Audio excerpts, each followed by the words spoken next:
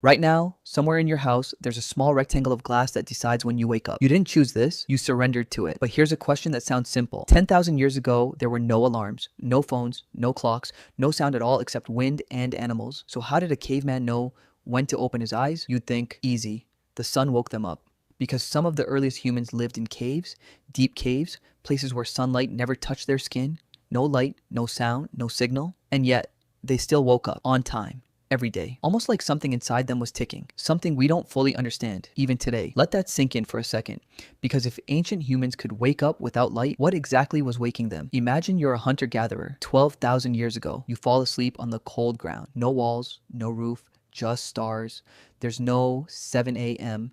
There's no number attached to time at all. And yet, somehow, your body knows. Scientists have a name for this invisible clock. They call it the circadian rhythm. But here's where it gets strange. Even in experiments where humans are placed in total darkness for weeks, no sunlight, no clocks, nothing, they still wake up and fall asleep in a steady pattern, like clockwork. Except there is no clock. So what is actually running the show? In the 1980s, scientists conducted an experiment that sounds almost like science fiction. They placed volunteers deep inside caves in France, cut off from all sunlight, all clocks, all contact with the outside world. No one told them what time it was. No one could. And still, every single person developed a stable sleep-wake cycle.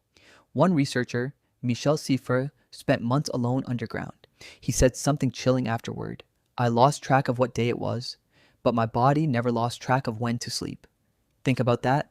His mind forgot time, but his body remembered. That means something ancient, something older than clocks, older than the sun's authority over us, was quietly running in the background the entire time. But that's only part of the story. Deep inside your brain, smaller than a grain of rice, sits a cluster of nerve cells called the suprachiasmatic nucleus. Try saying that 5 times fast, but forget the name. Focus on what it does. This tiny structure works like a biological drum, beating a steady 24-hour rhythm, even without sunlight, even without sound, even in total isolation. It's not learned. It's not cultural. It's built in. Which means every human who has ever lived, Ice Age hunters, Egyptian farmers, medieval peasants, you, carries the same ancient internal alarm clock. But here's the twist that changes everything. This clock isn't perfectly 24 hours. In many experiments, without sunlight, the human body drifts to a cycle slightly longer than 24 hours.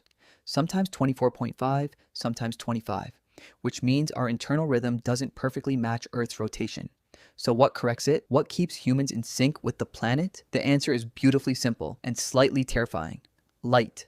Not conscious awareness of light. Not, I see brightness, so I know it's morning. Something deeper. Cells inside your eyes, separate from the ones that let you see, silently detect sunlight and send a signal straight to your brain's internal clock, resetting it daily like a cosmic tuning fork. This means ancient humans weren't guessing. Their bodies were constantly recalibrating themselves using nothing but the sun's presence, even filtered through cave openings, tree canopies, or cloud cover. But remember our cave dwellers in total darkness. They had no light to reset the clock, so their rhythm drifted, slowly, which means, without realizing it, cave-isolated humans eventually shifted their entire sleep schedule by hours, sometimes waking in what would be night outside, and never knowing it. That's not just biology. That's a hidden vulnerability built into being human, and it gets even stranger. Historians studying pre-industrial societies discovered something almost nobody talks about. Before artificial light existed, many humans didn't sleep in one solid block at all. They slept in 2 phases. First sleep, then an hour or 2 awake in the middle of the night, talking, praying, having sex, even visiting neighbors, then second sleep until dawn. This wasn't rare. It was documented across medieval Europe in diaries, court records, and literature. Society expected it. Then, in the 1800s, something changed everything. Artificial light, gas lamps, then electric bulbs. Suddenly, humans stayed up later, pushed sleep into a single block, and an ancient 2-phase rhythm, thousands of years old, quietly disappeared within a few generations. Let that land for a second. The way you sleep tonight might not be natural. It might be a side effect of Thomas Edison. We didn't just invent light. We accidentally rewrote human biology. But here's the deeper layer. If light can reprogram something as old as sleep, what else has modern life quietly rewritten inside us without our permission? So back to our original question. How did ancient humans wake up without clocks? The truthful answer is almost poetic. They didn't need clocks because they were the clock. Their bodies were tuned instruments calibrated by sunlight, temperature, hunger, and darkness, refined across millions of years of evolution. No alarms, no notifications, no anxiety-inducing snooze buttons, just an ancient rhythm passed down silently through every human who has ever lived, including you, right now, reading this. That rhythm is still inside you, still ticking, still trying to sync with sunlight, the way it has for hundreds of thousands of years, but modern life has drowned it out with artificial light, screens, and schedules that ignore biology completely, which means the exhaustion so many people feel every morning isn't weakness. It isn't laziness, it's a body still trying to run an ancient program, inside a world that no longer speaks its language.